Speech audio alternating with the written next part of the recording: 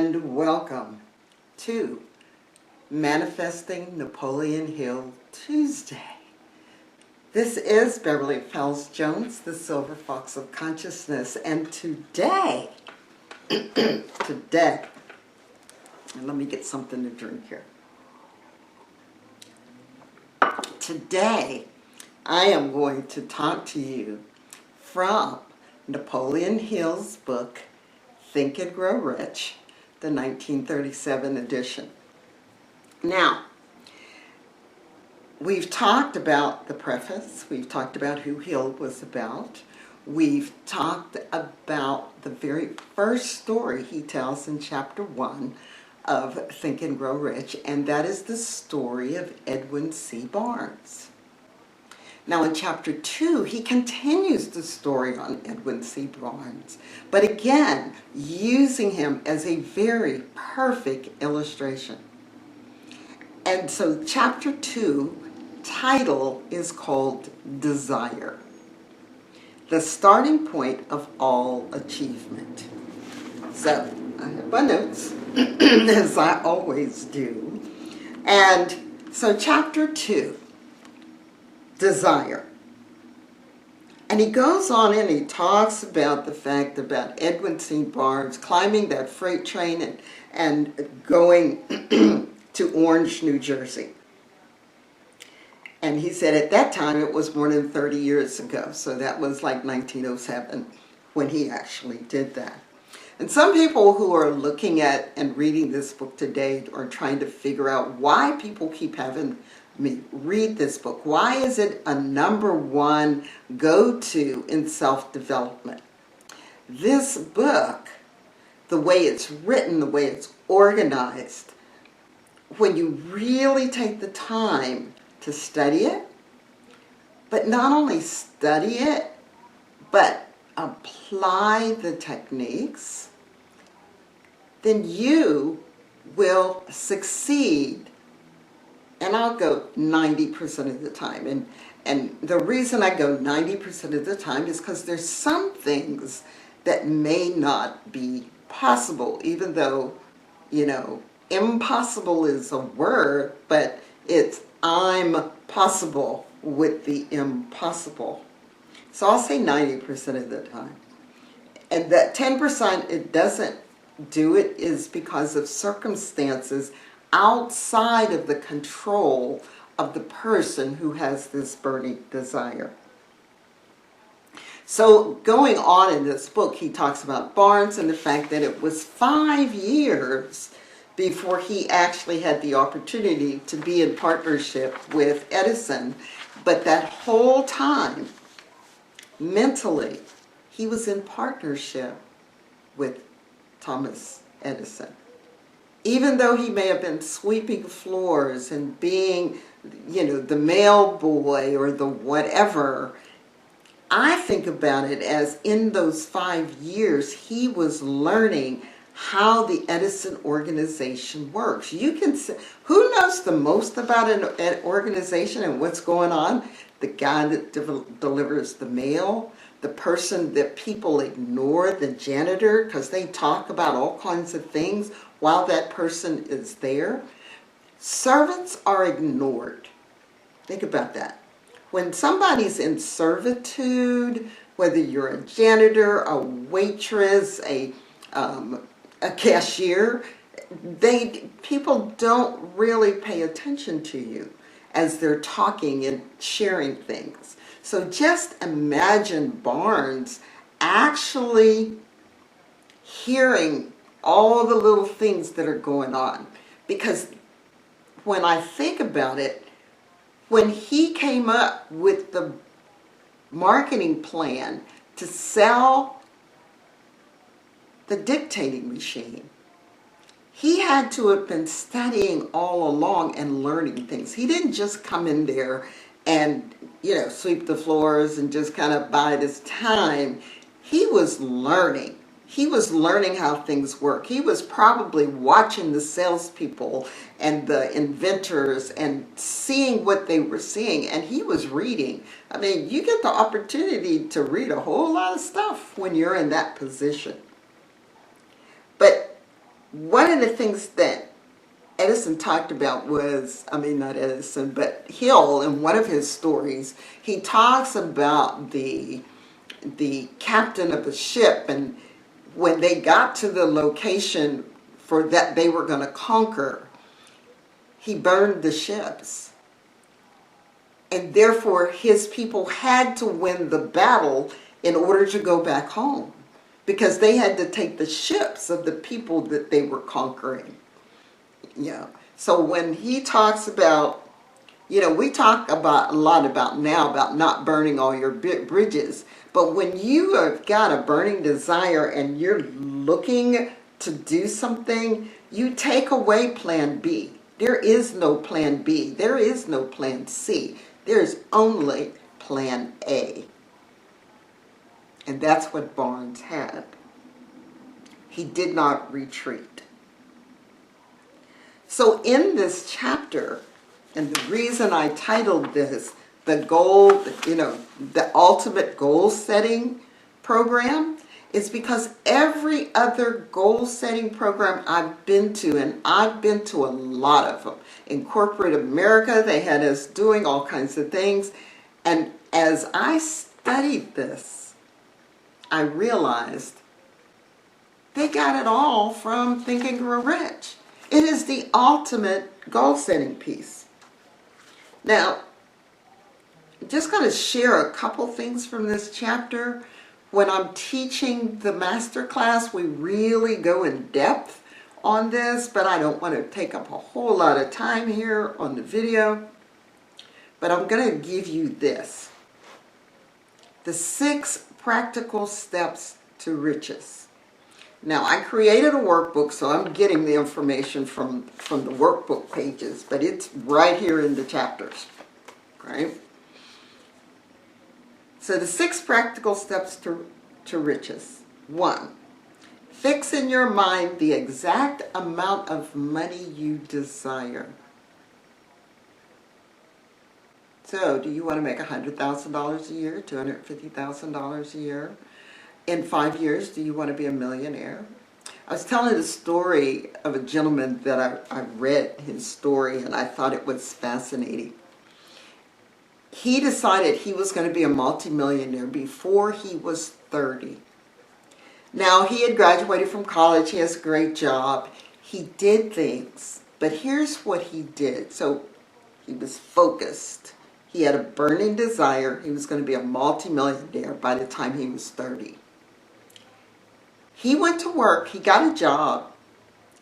He got the smallest apartment. He wasn't able to live at home. He got the smallest apartment in the worst section of town that he could handle. I'll put it that way.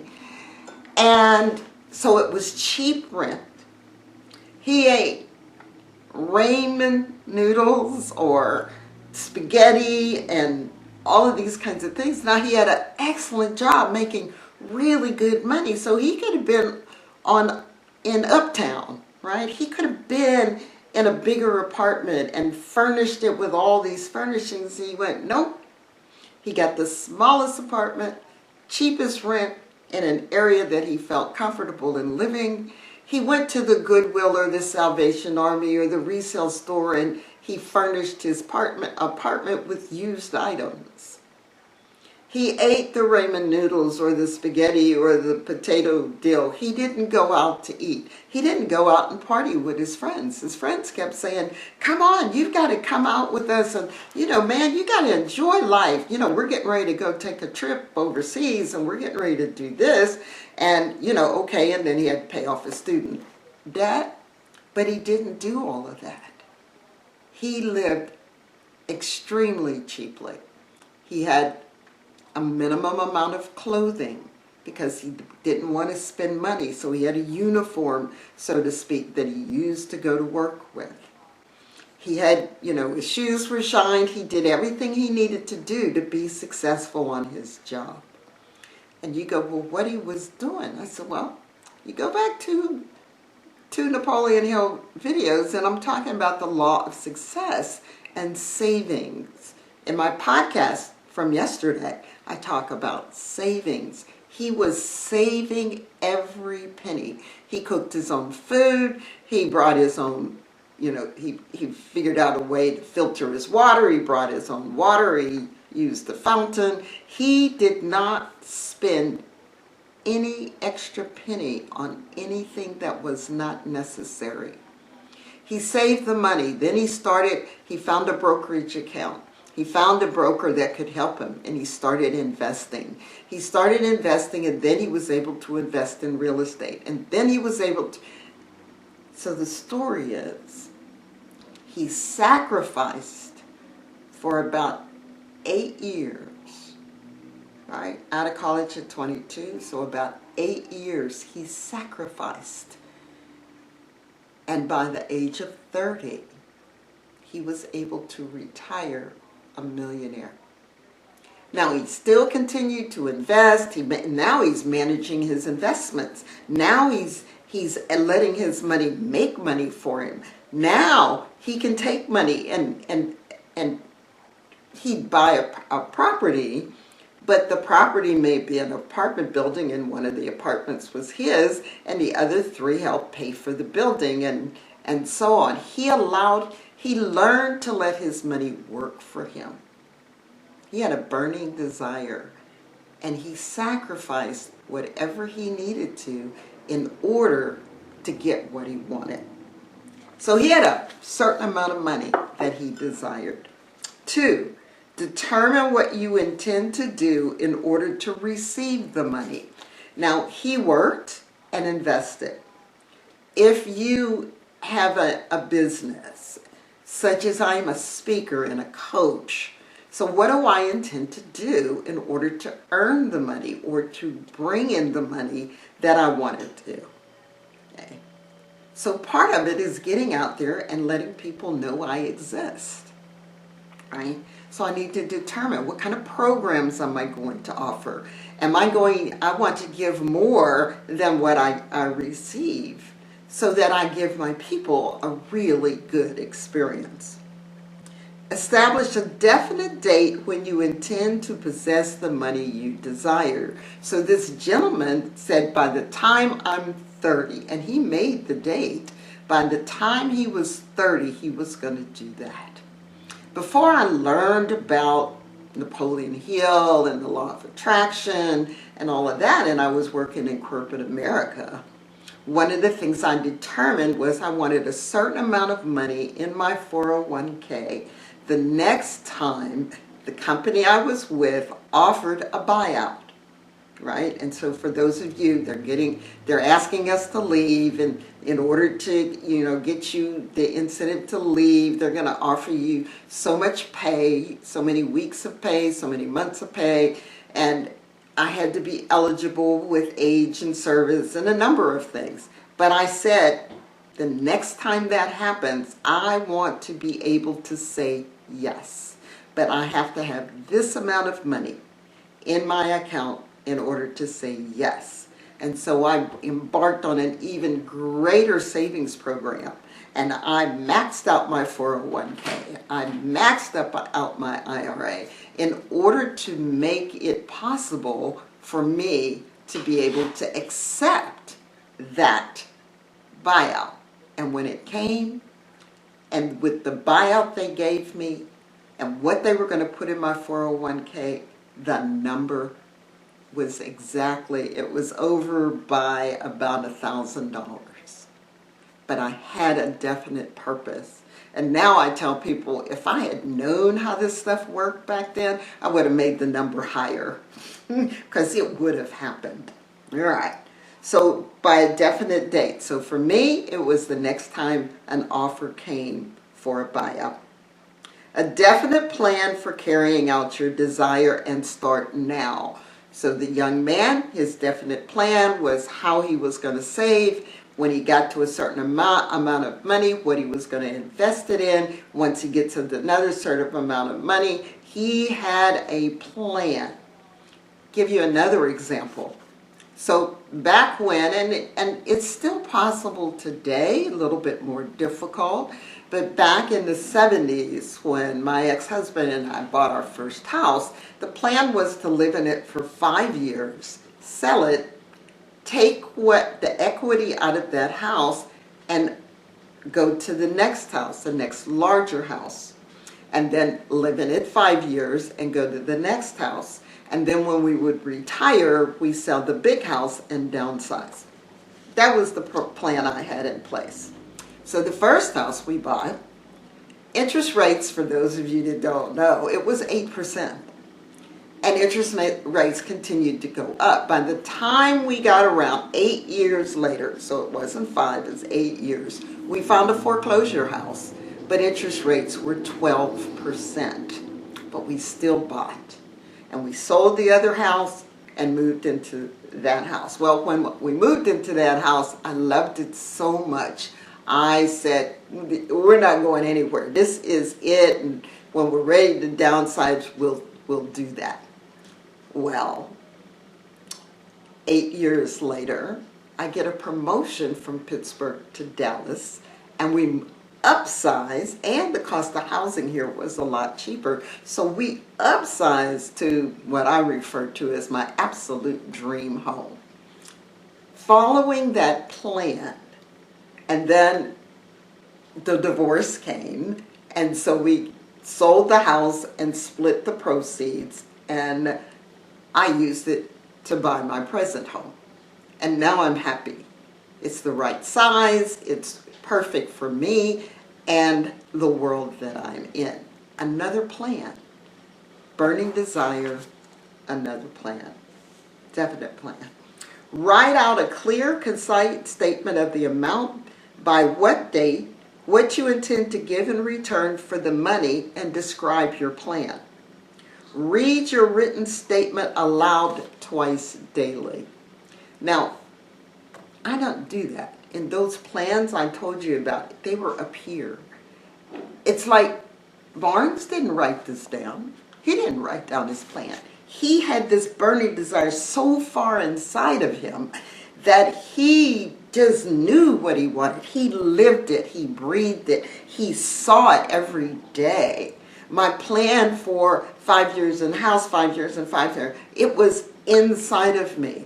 When I decided I wanted to be an instructor for IBM and I was in Pittsburgh, I did everything, and I told every manager and I told everybody, what do you want to be when you grow up? I want to be an instructor, and at that time it was in Atlanta. Well, when the opportunity came and my management, because they didn't want me to leave Pittsburgh, but they sent me to Dallas and saying, well, you can interview here, there's no job. And when I got here and I interviewed, I realized it was the exact job I wanted. It just wasn't in Atlanta, it was in Dallas. And I wound up taking what I desired, the real job. The location was nice. But I said, okay, I can live in Dallas. And I moved my family to Dallas with that job. But I never wrote it down. But some of you have to write it down, because your faith and your desire for what you want to do isn't quite there yet, and your subconscious mind isn't on board yet. That's the idea of writing it down and reading it twice a day, because you want your subconscious mind to come on board. Now, those who take the master class, I give them additional capabilities so they don't have to read it twice a day, that it gets incorporated into the subconscious mind through a special meditation process that we do within the class. But this process, if you go to any other goal-setting class or planning class, it's the same thing. They tell you this exact, set a date, how much is it going to be, write it down. They took it straight from Napoleon Hill. Straight from Napoleon Hill. Now I'm going to share a poem with you. And that poem was by Jessie B. Rittenhouse. She was from 1869 to 1948. This particular poem is in my book, Christianity, the Law of Attraction and the One Command, when I talk about your thoughts and your belief level. So let me share this poem with you. My Wage is the name of the poem. I bargained with life for a penny, and life would pay no more.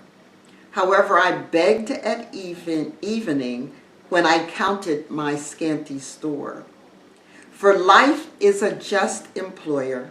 He gives you what you ask. But once you have set the wages, why, you must bear the task. I worked for a menial's hire only to learn dismayed that any wage I had asked of life, life would have paid. So what are you asking for? What is this burning desire that has you here watching my video and other people's video? Because obviously you want to do the self-development to help you become the best that you can be. Make some comments down below of what you think and what you've learned and how you've used the goal setting capabilities, and ask a question, because I'm more than happy to answer your comments.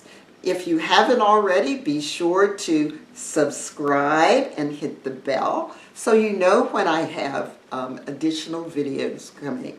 If you want to check and look at the previous videos on Manifesting Napoleon Hill Tuesday, just go to my playlist and click on Napoleon Hill. They are all there.